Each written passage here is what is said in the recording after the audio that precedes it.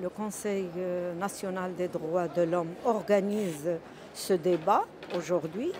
mais invite surtout les représentantes de la société civile et les représentantes du monde académique. Moi, je peux vous répondre en tant que chercheur, en tant qu'enseignante, ayant enseigné justement la matière du droit de la famille et du droit international privé. Et donc, je pourrais absolument vous parler du contexte et de toutes les considérations qui ont en fait ouvert le débat sur la réforme du Code de la famille. D'abord, il ne faut pas oublier que le Maroc a adopté une constitution en 2011 qui, pour la première fois dans l'histoire du pays,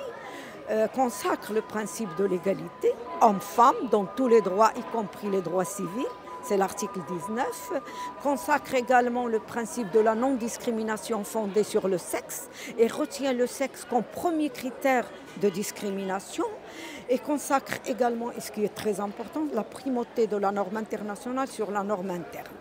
Donc le débat sur la réforme ne date pas d'aujourd'hui, il date depuis 2011. Le mouvement des femmes et le mouvement des droits humains et les chercheurs qui ont mené un travail approfondi sur la question féminine se sont attelés justement à développer des argumentaires pour la réforme du Code de la famille. Maintenant, effectivement, quand on voit un peu le contexte politique actuel, c'est le dernier discours de Sa Majesté le Roi à l'occasion de la dernière fête du trône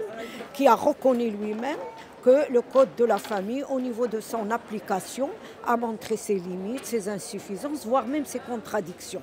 Donc depuis, ça fait pratiquement une année que le débat est ouvert, que les composantes du mouvement des femmes et des droits humains font un travail approfondi sur la réforme du Code de la famille